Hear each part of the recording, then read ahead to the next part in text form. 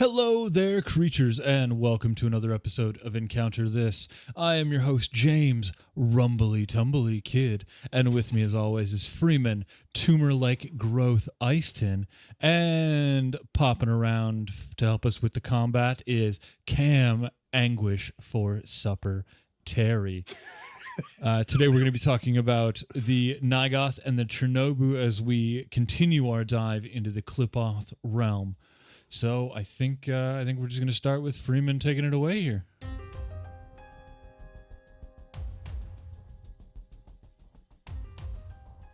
Hey there, creatures, and welcome to Encounter This, a podcast exploration of the creatures from Pathfinder 2nd Edition and the lore that surrounds them.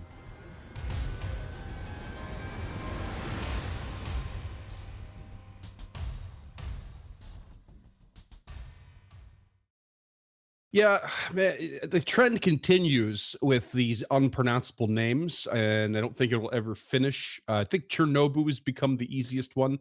You even just said Nyogoth wrong because it's just Nyogoth. I know. It just rolls off better, and it's been a struggle. It's been a proper struggle, more than usual for us. Just for these creature names, there's always seems to be, and maybe credit to the writers of these, there seems to be that extra word or letter or syllable or something that feels like it's in the wrong spot. Definitely, because these things are so very alien. But let's talk about the Nyogoth, which does appear in both first and second edition Pathfinder. I would like to start with a quote from 2E that says, "These things are little more than a mass of intestines encircling a massive gaping maw." Now, it's not a very interesting quote, but I wrote it down because I feel like we've covered entirely too many creatures that fit that description, like over the years. Yeah. Does it have a gaping maw? Yes. Is it toothy? Of course it is. Are there intestines and/or tentacles? Obviously. It's just so many of those in all of these games. Just our go-to creatures. So and my next bullet point is fanged mouths. Tips of the coils that they have. Oh, that's the wrong picture. Oh. That's your Chernobue. That's your sneak peek. There you we go. There's your Nyogoth. So as opposed to being tentacles, they are supposed to be intestines of some sort, and they end with these like toothy maws. So they have mouths in the end of them. The body is supposed to be filled with highly corrosive fluid as well, really keeping into that intestine theme. And it apparently squirts through the air with convulsive movements. That's the creature, not the corrosive fluid. Yeah, well, I think it's squirting the fluid to like propel itself. Okay. I think it's the thing. That's not better. No, it's really not. It's not. They are supposed to be about 5 feet in diameter. It's 1.5 meters or so, and 260 pounds of intestines. That's about 118 kilograms. And but apparently they can grow much larger. That's your kind of standard size. They are scavengers of the outer rifts, and they survive on the leftover filth and body parts of both demons and Qlippoths, basically. However, they do love them some fresh living prey. And despite being considered a somewhat lowly creature for this whole scavenger nature, they are far from stupid and are very capable of setting up an ambush to acquire said fresh meal. They just really don't mind a leftover one. Not at all. Now, 1E expands on this a little bit if we go back. And it says that like all outsiders, that with that previous designation, they can survive indefinitely without food. I didn't realize that was a thing. Maybe at some point I'd read that, but yeah, all outsiders, or whatever we're calling them now, can survive indefinitely without food. But these creatures, when they go more than 12 hours without food, despite being able to survive, they become increasingly erratic and violent, and they will fight to the death for their next meal. Not because they need it. They just want it that bad. They're real foodies, Yeah, They're Epicurean. I feel seen. They are, and no, these creatures are born. This is really weird. They are born from creatures that are absorbed by a different Qlippoth known as the Iathavos. which we will cover later. It's actually not a 2E creature. It's only in 1E so far, but we will discuss it in a later episode. Okay. But apparently being absorbed by this Eye of Thavos is one of the worst fates an explorer of the Outer Rifts can face. So Nyogoths are basically born from this absorption or some such. And then when they are born, they squirm all along the Eye of Thavos body, and basically consume the waste matter that it leaves behind as it's feeding, as these things kind of grow up in like fully form. Yeah. Okay. So it's like it's a massive lampreys that are intestines that have their own mouth that act as a remora fish. Exactly. Yeah, I was going to say it's like one of those fish that's like got a symbiotic nature with the other larger animals. That they clean them off, but they get to feed off the leftovers and stuff like that. Yeah. But yeah, that's the Nyogoth. Straightforward scavenger intestine creature. I love this artwork, by the way. The 2E one that's on the screen right now? No, I think that's the 1E. Is that the 2E one or the 1E one? I got it all mixed up in my head now. Oh no, that is the 2E one. You're right. Yeah, it's great. There's a real sliminess to that. Yeah, it feels like they went for a little extra level of realism beyond the usual. There's a touch more sheen than normal. Yeah. Yeah, this thing is just awful. Every aspect of it makes me so uncomfortable. I do not enjoy looking at it. Yeah, it's extremely unpleasant. You're like, what? Where's its eyes? I don't think it has any eyes. Anything without eyes but writhes around at you and comes at you is it's not okay. It's a mouth made of other mouths, and that just doesn't work well for me. I don't care for that. Oh, so good. Well, we did have a light experience with this creature in one of our colloquially named Kambats. But let's talk about the mechanics of this guy. We are looking at a level 10 creature, so we're jumping up a reasonable amount. AC 29, 175 HP is a medium size, so you can imagine from the 5 feet in diameter kind of thing. Everything is pretty above board. Because they're fiends, we're looking at religion. This creature, like many of these, not all of the Qlippoths have been updated with remasters. So this one, if you're on Archives of Death, is lacking the unholy trait.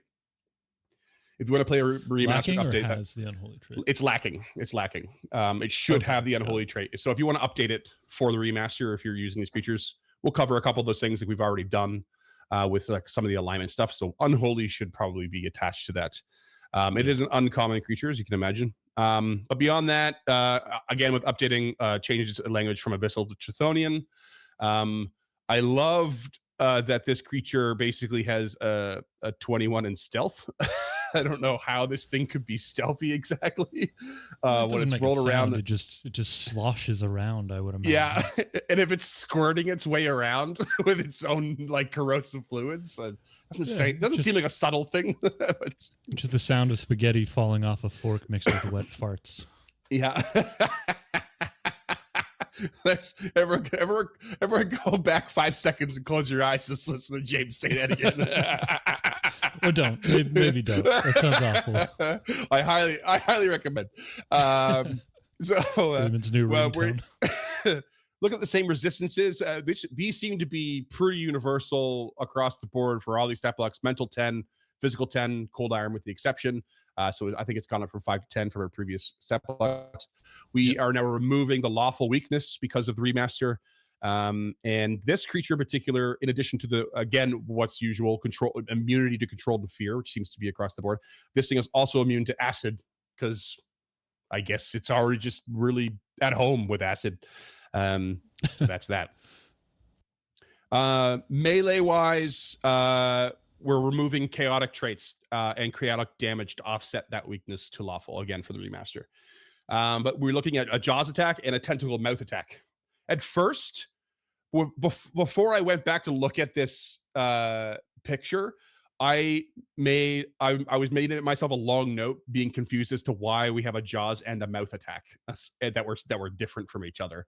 I was like, how is this thing biting two different ways. Is it like biting with its teeth and then gumming you afterward? But then I realized, oh, there's mouths. There's mouths on the end of the tentacles. Right, I'm an idiot.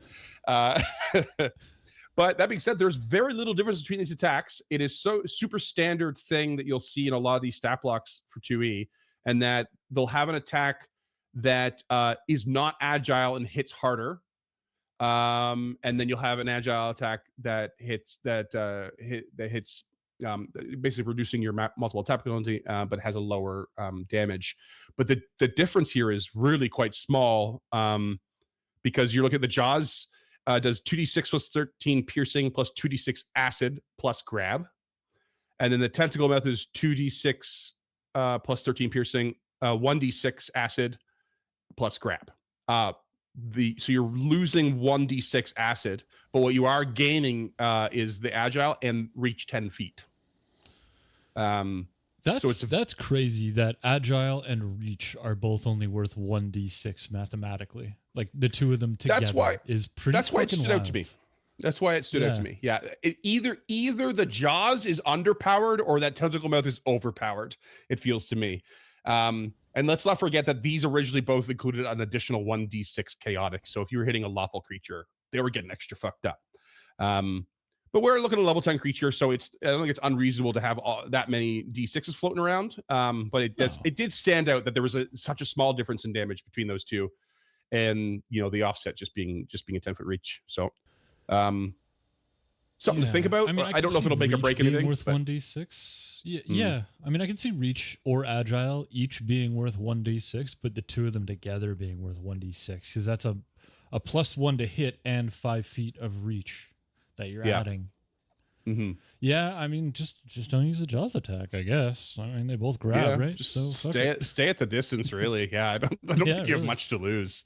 Around a bit.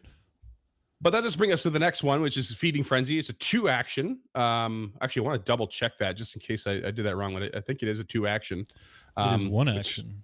It is 1 action. Okay, I thought so, because this is basically this creature's version of Rend or similar abilities. So I do have it wrong here. It's called Feeding Frenzy. It's basically if you have the creature grabbed, you can then deal slashing damage plus acid damage with a basic fortitude save. So it's like super classic. It's a Rend, it's a rip and tear, it's all sorts of things across this game. Right. So remembering now that you have to spend an action to get the grab, and you now with Remaster have to roll to make sure you do in fact grab. So that's a third action in one turn kind of thing happening. But if the grab stays, you can keep hitting that Feeding Frenzy spam button, which can be really dangerous. Yeah, very dangerous. Yeah, if you hit the squishy wizard. Beyond that, we have Nauseating Display. This one's got to be 2 actions. It has Incapacitation, very important to remember. It's actually got lots of traits. It's Concentration, Emotion, Enchantment now removed, Fear, Incapacitation, Mental, Occult, Visual. Things like this need to have all of those different things, because these different traits, because you get +1 bonuses to emotion effects or fear effects or mental effects. Certain creatures will be obviously immune to mental effects. Visual things coming into play. Is there blindness? Is there darkness? All these things that they do matter. So keep all of those in mind for any of the GMs out there. But basically, what happens is something horrific. This Nauseating Display is basically an untangling of tentacles and a prolapsing of all the many mouths, which is the stuff of nightmares. This will go into a 30-foot emanation, DC 29 will save. You are temporarily immune to any further of these displays. So even if there's multiples of creatures for 1 minute, which is very important as well. But of course, this is a brutal effect because, and again, that's probably why it has all these traits, especially the incapacitation. On a success, your second one. On a failure, you're stunned 3 in second one. So there goes one of your turns. And on a critical failure, you were stunned 5 and second 2. So there goes, 1 and 2/3 of a turn. Plus second. Does stun take down every action? Yeah, stunned is like slow, but it like overrides. So it's the same deal. Yeah. Unless there's the addition of like for 1 minute. it basically, it just ticks down per action. So if you're stunned 5, that's your next 5 actions are basically taken away. Crazy. Yeah. So it's gnarly. And then if you critically fail that and you're stunned 5 and sickened 2, like you are in such danger, I think. You gotta wait 2 turns just to throw up once. Yeah, exactly. And very simple reaction for this creature, but I do really love it.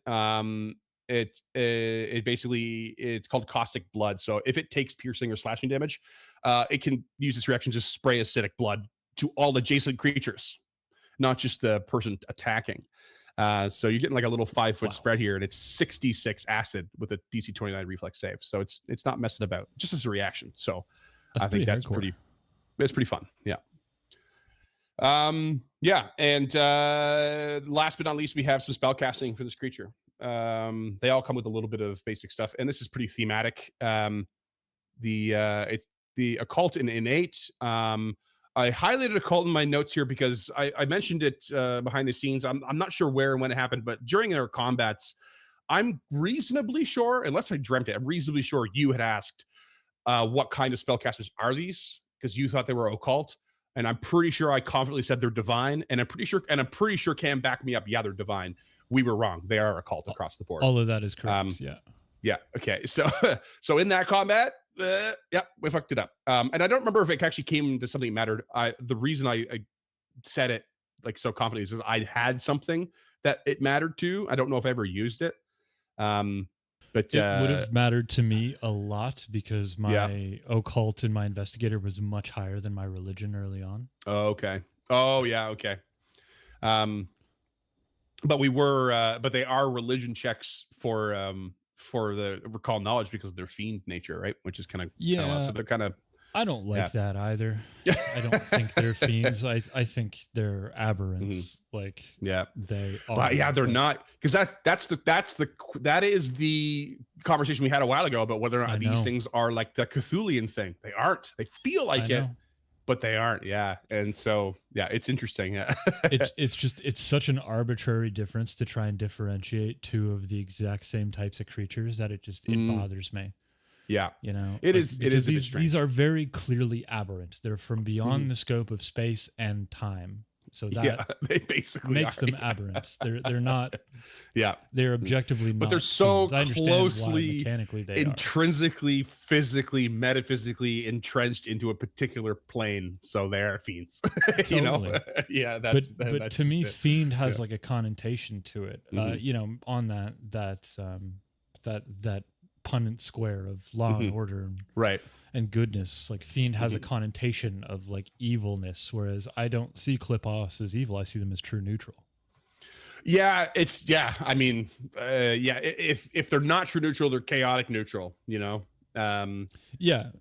I would argue, but I mean, at the end of the day, the fiend it's not going to change my mind. Like if I were running a Qlippoth campaign, I'd just make them all aberrants because that makes more sense to me. I think that would be totally fine. I don't think that would make a real difference, especially if you're not really planning on bringing.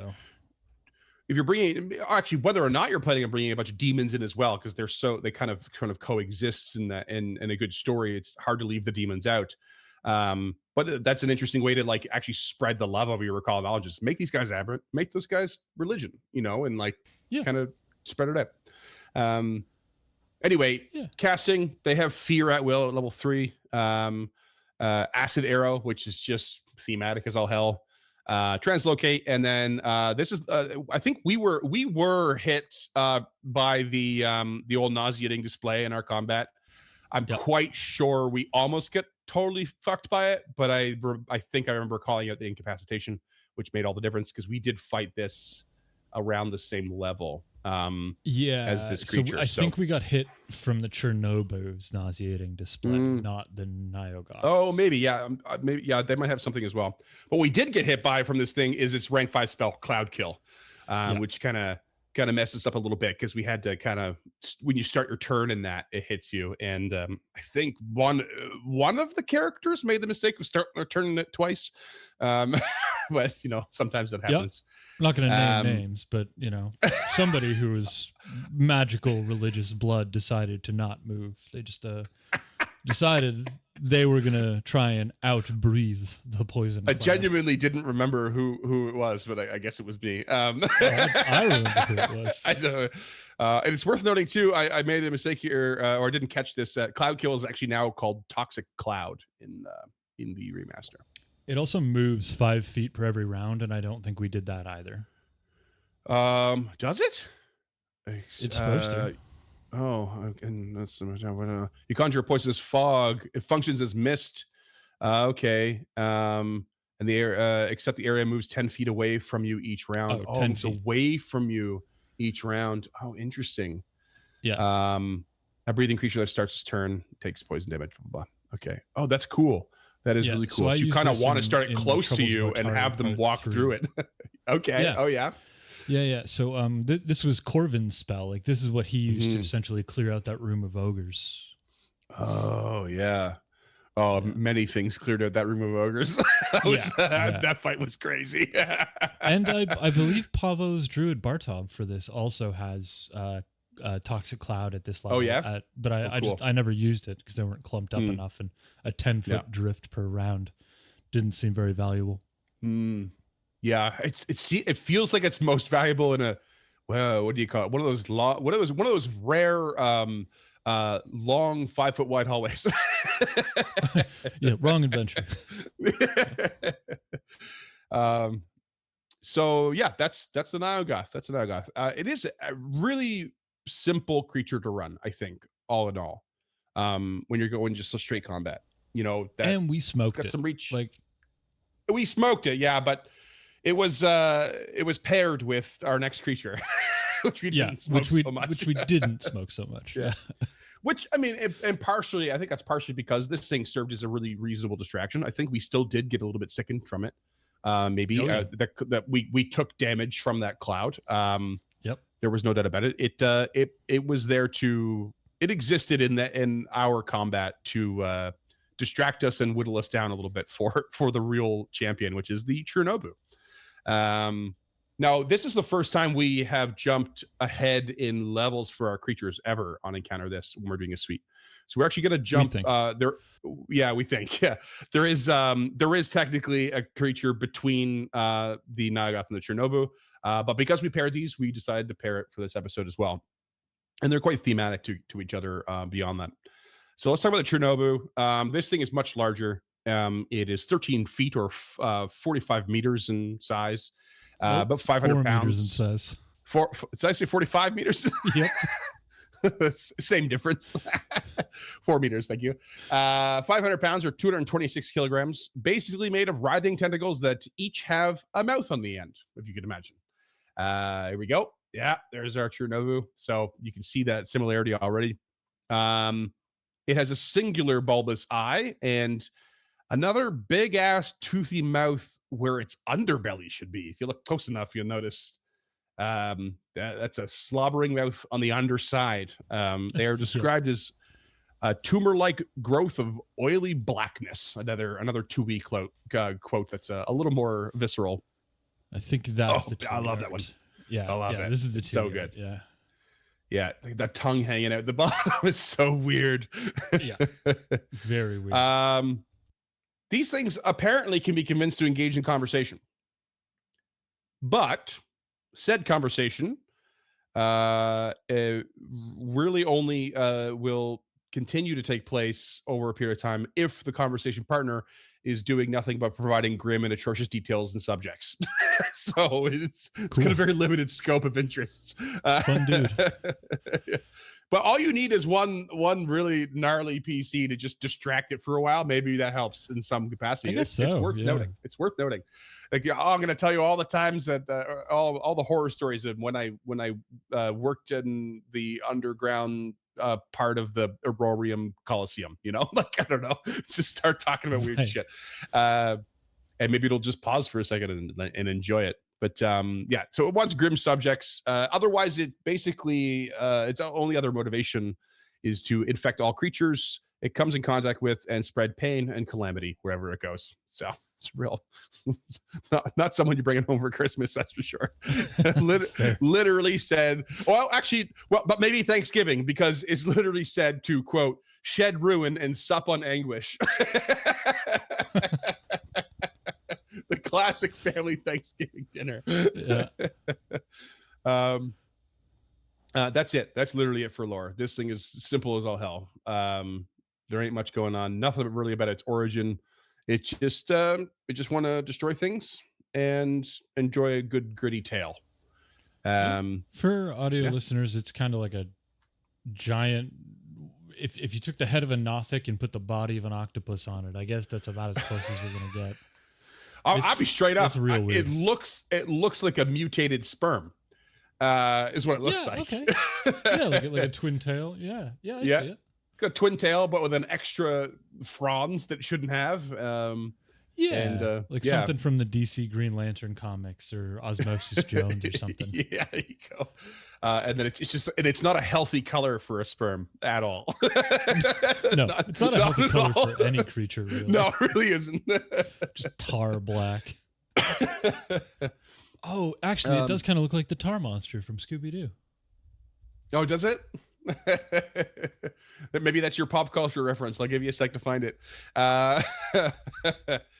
So we're going to jump not a big distance in mechanics here, but let's talk about those real quick. We're going to look at a level 12 creature, AC 33, HP 220. It is a large, and again, this creature is lacking the unholy trait on Archives of Nethys. So if you are looking to update it to remaster, a lot of the same stuff applies. Now, this thing has movement speed of 30, but it also has a constant, I'm jumping ahead a little bit to the spells. It has a constant airwalk, which I've put under its fly thing here. So airwalk is specific on that. This thing can't fly, but it can walk on air only at 45-degree angles. I don't remember that specifically being described to us from Cam when we fought this thing. No, but it was in the air when we fought it, and it did kind of float down to us. Exactly. So I think Cam just kind of cleverly hit it, because we did fight it. We did start fighting it, and we weren't looking at this. So we'll come to that in a bit. This thing has greater dark vision, so it sees through magical darkness, and has scent of 30 feet. So it's got a lot going on for its senses and its perceptions here. Otherwise, again, mental, physical resistances are at 10. Same exceptions. Immune to control and fear. Lawful weakness remove. Remove that for the remaster. Jaw, literally the same. Jaws and tentacle mouth attacks. But we don't have any acid here. Well, we do have the tentacle mouths reaching up to 15 feet because this is a large creature as opposed to medium. We're still doing piercing damage. There is the agile on the tentacle mouth, but there's a lack of grab and a lack of acid damage. What we do have from the jaws is a poison being added, which we'll discuss near the end. But just on the jaws, not on the tentacles. Paralyzing display. I think you're right. I think this is the one that got us. Yeah, because we got hit pretty hard by one of these. Yeah. Again, with a long list of traits, they are, as far as I can quickly see, all the exact same from the previous one. In this case, the eye pulses as the lids peel back and reveal a mind-bending, and I quote, awfulness. It's super not specific. Not at all. Something indescribable, apparently, even to the creators. 30-foot emanation, just like the previous one. DC 32 will save, immune to further displays for 1 minute. So you're super similar, right?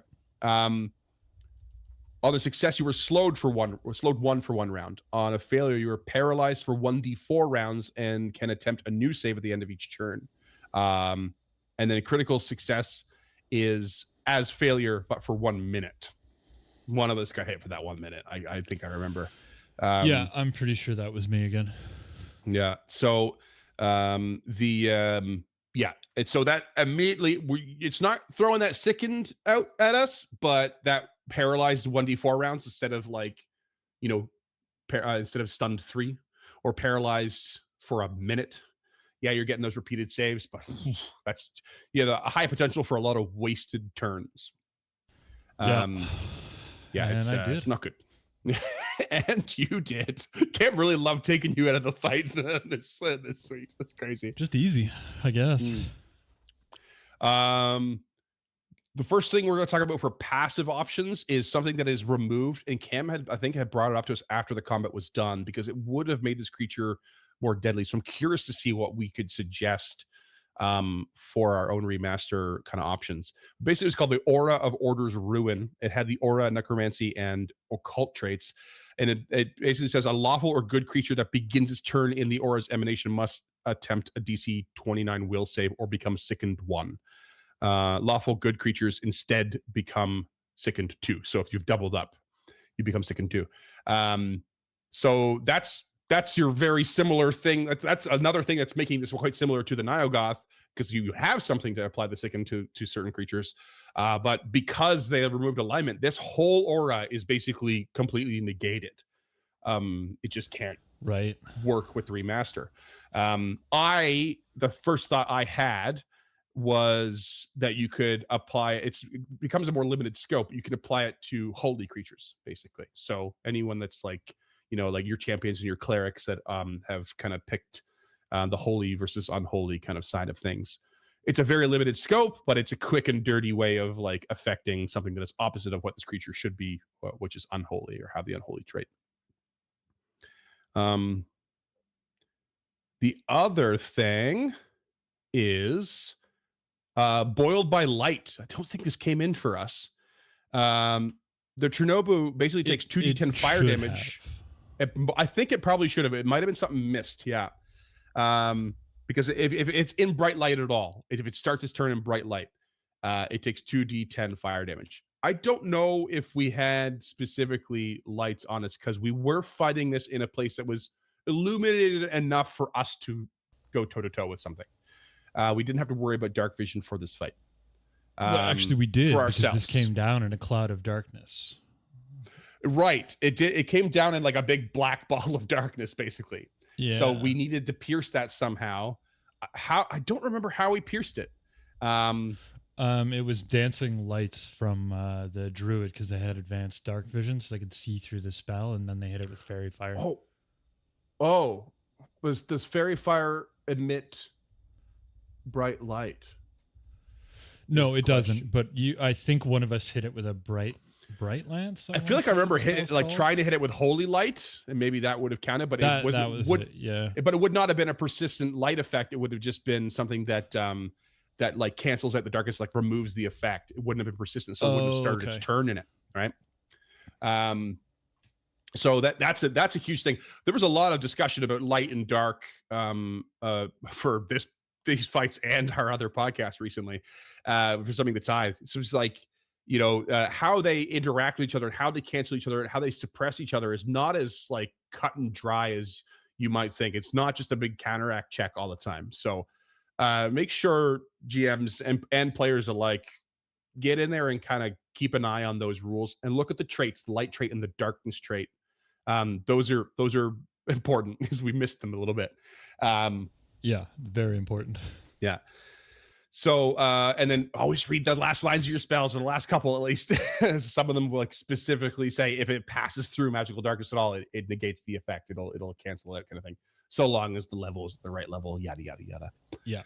So yeah, this didn't come into play that I recall, and maybe that was legit. Maybe it would just happened to be what we used. Didn't really didn't make it trigger. Well, if you're a patron, you can check on the video replay. Yep.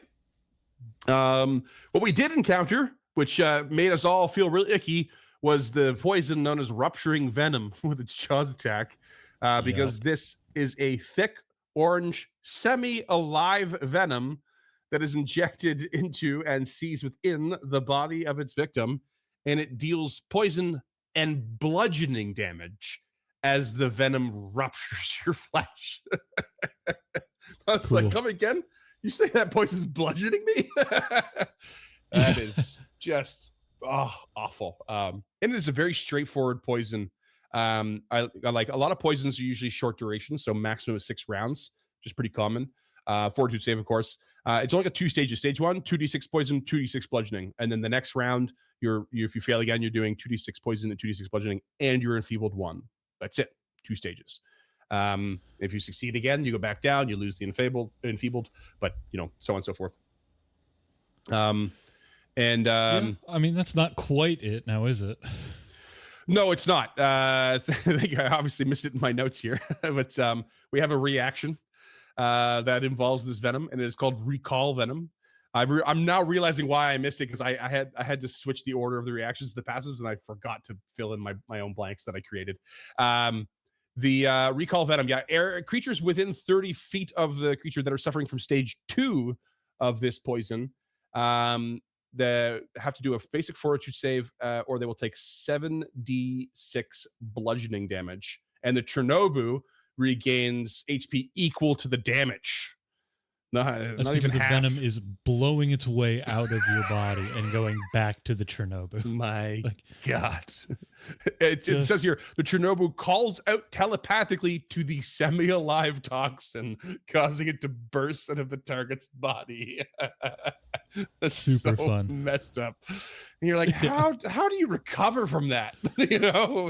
Never mind physically, mentally. How do you it's crazy. It doesn't make any sense. So yeah, I think this thing is really cool. It's so much like the Nyogoth. I think the poison is much more interesting than the acid theme, because it's just such a gnarly poison. And I like the offset of that blinded by bright light, or the burned by light. It's pretty cool. The even the paralyzing display isn't horrible. I mean DC 32 is pretty high, but it's not that high for 10th level. So it's odd to say it, but I almost do prefer the paralyzed for a minute save at the end of each of my turns over the stunned 5 and sickened 2. Yeah, and you're just done for 2 rounds. Brutal. You all, the patrons watching the combats will know that sickened 1 really fucked me in one of these combats. Just that one. It was so bad. It was 3 rounds in a row where you missed by 1 or some shit like by that. One on 2 or 3 different things. Yeah. And I think it was against high level spells too. Yeah, it might well have been. Yeah, so brutal. So I feel like we just tanked the Ognagar. Spoilers for next episode. Yeah, Cam did us a favor on that one. They could see our morale dropping. Yeah, it's pretty late. These guys a bone. But that's we'll get into that next episode. Let's finish the Chernobue. Yeah. So we are looking at some more casting, of course. It's got some 6 heightened cantrips, daze, and detect magic. Airwalk, like I said, is constant. Darkness at will. So Cam had started this creature with the darkness cast on itself and in the air. So we just had this giant black sphere in the air, which was a really cool imagery to start with. And then it just floated down towards us, which is really ominous. We've got a rank 5 spell here called Subconscious Suggestion as well. Also with incapacitation. So we were fighting this at level 10, which mattered for the incapacitation on the level 10 creature. But this thing being level rank 12 or whatever, it has some has some potential to overcome us. But this is a will save, as you imagine, a single creature, 30-foot range. You implant a subconscious suggestion deep in the target's mind for them to follow when trigger you specify occurs. Suggest a course of action to the target. Your directive must be phrased in such a way as to seem like a logical course of action to the target, and can't be self-destructive or obviously against the target's self-interest. And then you have your degrees of success that basically affect how much this can control them for how long, so on and so forth. The failure says the suggestion remains in the target's subconscious until the next time you prepare. If your trigger occurs before then, the target immediately follows your suggestion. The effect has a duration of 1 minute or until the target has completed a finite suggestion or the suggestion becomes self-destructive or has obvious negative effects.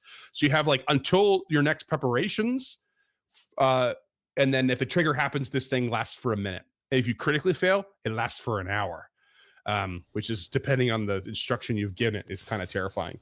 Now this Yeah. didn't really come into play, but this adds to like the Qlippoth sort of like manipulation kind of thing.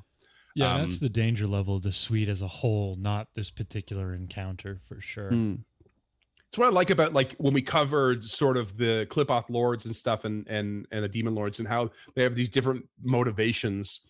And so you have some of them that just like, one is just going in and killing demons and dying and then regenerating in his own like weird lake, right? And they have another one that's actually, they're purposely going in to like subvert entire kingdoms and like affect the city and take over the crown and start a war in order to create more death and destruction, through those actions, through those like sort of controlled actions. So that gives this creature the opportunity to be both, which I think is really cool. Yeah, easily too. Like it's not. Yeah, it's just right there at rank 5, ready to go. Yeah. You also have rank 6 Phantasmal Calamity. I love this spell. It's basically just it's one of the few spells that's so when they got rid of the schools of magic, illusion still stuck around as a trait because it was a very important thing to to kind of see through things that aren't real. But this basically creates a vision of apocalypse that fills your mind, dealing a bunch of mental damage. And if you critically fail, you think it's so real, you have to roll reflex save to like, avoid it and stuff. And you can be stunned and take damage. And I think it's a really simple but flavorful spell. And I like it a lot. So fits right into Qlippoths in general. We also got Phantom Pain, which I thought was a little bit of an odd option because Phantom Pain is a non-lethal spell.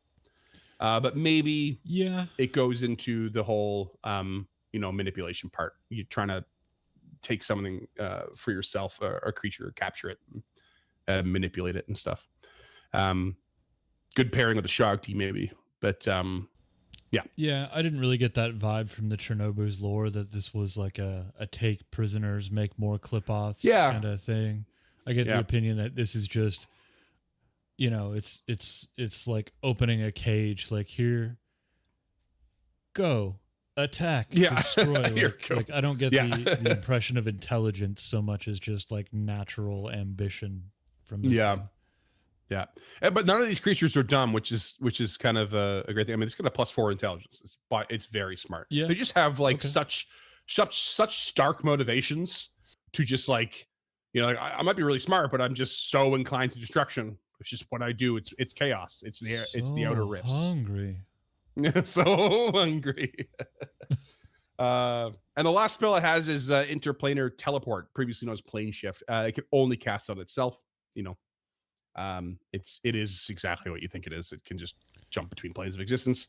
Most likely, I would assume, as an escape mechanism to go back to its own plane. But it is a cast time of 10 minutes, so it's not an oh shit button exactly. Right. But if it manages to crawl away and it wants to leave the material plane or what have you, it can do such a thing at its own volition. But yeah, that's the Chernobue. I understand why they renamed it, but I don't think any of the renames bug me nearly as much as plane shift, interplanar teleport, or transport, or whatever. Some of them are really on the nose, much eh? Worse, like objectively worse in every plane possible shift aspect. Sounds badass. Interplanar teleport. Sounds, I don't know, it's so dry. It's just so drab and dry. Well, and you're not teleporting. You're just you're staying, like, unless the text of the spell has changed, you stay in the same spot.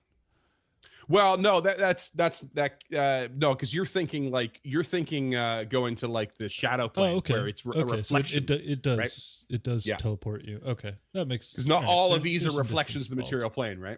Yeah. And it does have a teleportation trait and everything. Yeah, but I know what you mean. I know what you mean. But yeah, that's it. That's the Chernobue. Now I got Chernobue. Interesting fight, messed us up a bit. Had some fun. We think though. Yeah, definitely had some fun. Good takeaways. It's neat to see. I do think it's neat to see similar creatures that are similar to each other, but not just an obvious. This is a more powerful version of, So you'll get a lot of those, the Pathfinder Society plays and stuff like that. They'll just have like increased versions of certain ones for the sake of like what level they're trying to play at, which is fine. There's nothing wrong with that, right? But there's a sort of dullness when that's the only thing you get. If we just got like a differently shaped Nyogoth that the stats were higher on, I'd be disappointed. But I think they're different enough to give them a little bit of flavor, and it's cool that they're kind of like close in level as well. They're not like hugely far apart. It's not like a big 5 to 15 jump or something.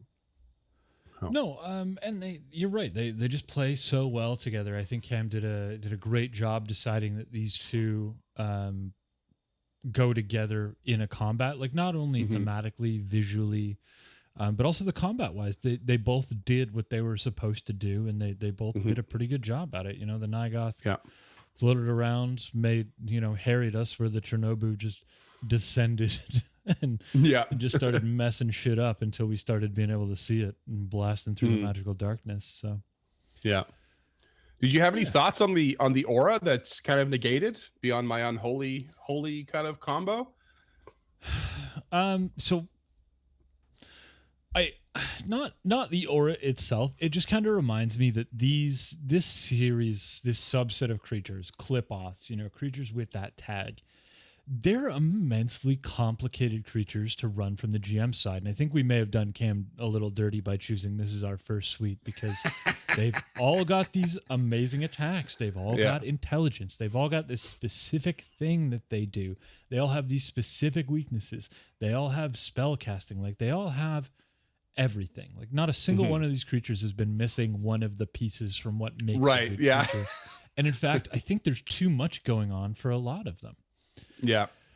Whether it's like, I mean, the only thing they all seem to be lacking is a ranged attack. It's like the only thing so far. Right? But I mean, they've got the spell casting, so why even bother? So I just think the aura would have just been, a hat on a hat. Like, it doesn't need to make us sickened another more different way, like because what I remember Cam saying was if the aura was there, we would have been that much more fucked up, basically, because we were probably a spread of, if not lawful, then likely good. Totally. We were running a theme of lawfulness because we were Hell Knights, I think, in our loose story, and so it would have affected more of us in general, which would have made the fight that much more difficult. It was already difficult, so maybe right. Hat on a hat. No one needs Johnny Two Hats. Just no. I mean, like, I don't mind if you want to throw in an aura or whatever. I don't care, but I don't know if I'd do it like this. Like, I don't think the party needs another status effect. What I think would be cool is if you it has darkness at will. Why not just give it like a darkness aura? I was gonna say. Yeah.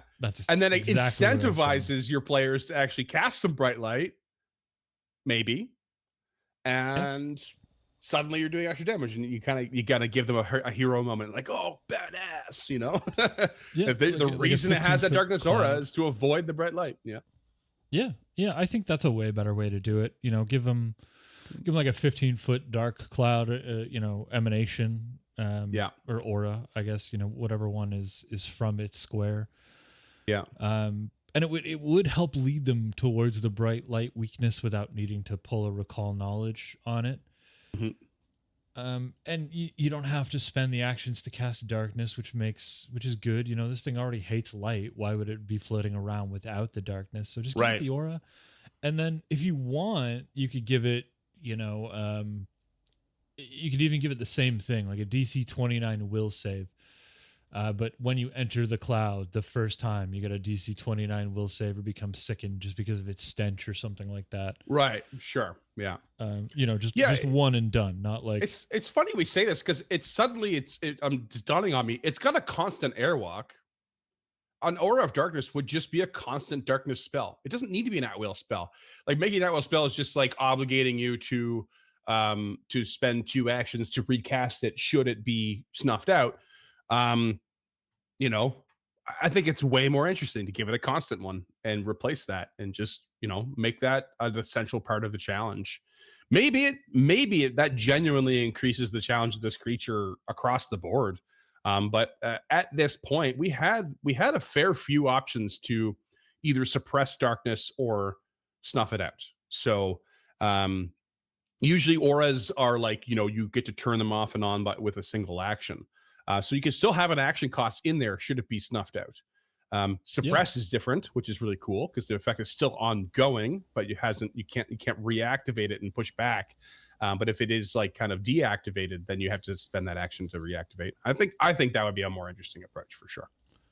I think so too. I think we nailed it. I mean, there's not a whole lot I would change about either of these creatures because, as far as I can tell, we did just gank the Nyogoth, and the Chernobue was definitely more of a challenge, but it also has more going on for it. We were already worn down for the Nyogoth. Like there's I wouldn't have done anything different in those combats, And I'm just remembering now too. One of the things that was cool about that fight was we kind of were focusing on that Nyogoth to start because this big black ball was coming in. It's only one of the characters could see through there, and this thing was kind of hitting us from a distance while it was a big black ball, and up until we did find a way to have everyone see through the darkness. So we didn't snuff out the darkness, but that fairy fire or what have you, it had given us a visual of this creature. And that is when Cam was able to use paralyzing display. So don't forget that visual trait. If you have this thing wrapped in darkness or a darkness aura, you can't properly use that display if the PCs can't see the creature. They have to see the creature specifically. Even then, like with concealment, like I think it was arguable that it had the full effect because we're seeing an outline at that point as opposed to the full creature. But I think I made a vibe for concealment on it. Yeah. It ended up getting overruled for whatever reason. But yeah, I mean, it's worth keeping in mind. Even if you solve this 15-foot darkness aura that we're talking about, this solve comes with its own downside. So like, yeah. I think that's probably the way to go. Yep. Yeah. You heard it here first. It's the way to go. Yeah. Speaking of the way to go, I didn't have this prepared because that's not how I do things anymore, apparently. But from the Scooby-Doo show in 1976, we had this guy over here, first airing in September 11th. This is the tar monster from season 3, episode 40 of the Scooby-Doo show, but it may have aired in a Scooby-Doo Dynamite Era or Laugh Olympics before that. This is the tar monster, who does make an appearance in one of the live-action movies, Scooby-Doo 2 Monsters Unleashed, where it looks like this, which looks a lot more like the Chernobue. It really does. I love this. It's so good. Just running through the streets of Vancouver. And there's your on-the-fly, off-the-cuff pop culture reference. Yeah, so and that's Burrard Street in the background, if you ever come to Vancouver. Is it? Yeah? Nice. Very nice. Cool. Good time. Yeah. So hopefully I got more the next one, but don't hold your breath.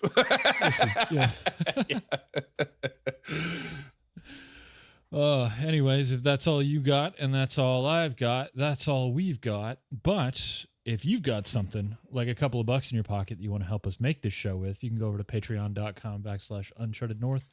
$5 will get you a handwritten thank you letter, theme button. There are a bunch of other tiers. Go check them out. If you want to follow us on any of the socials, you can do so. Links in the description.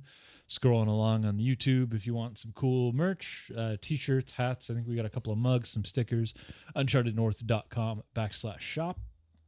You want to come tell us how wrong we are about these, head on over to the Discord, unchartednorth.com/discord. Direct access. One of the 5 of us, 6 of us is always around. Can always help you. It's always someone, yeah. Yeah, exactly. If you want to find the notes that we used to make this, the Works Cited, all that stuff is over at encounterthis.ca. The Works Cited is finally posted, so I apologize. Thank you for your patience. It's not formatted as properly as I would like, but it's not bad for a first go around. I will learn how to properly format Works Cited in the near future, but if it's got a book, it's got its ISBN. If it's got a website, it's got its link, so you'll figure it out. If you want to see this visually, because you're an audio listener, youtube.com/@encounterpod. If you're on an audio, rate and review on your platform of choice, YouTube, Bell, YouTube things. And thank you so much for listening. We'll be back in a week with our next episode, 135, Ognagar and... Oh, God. Say it. Can you say it? Gongorinan. Ah, yeah. Nailed it. Well, yeah. Very good. Thank you very much, listeners. We'll see you for some more creepy creatures that are hard to pronounce very soon. Can't wait. Thanks. Until next time, creatures, thanks, as always, for listening to Encounter This.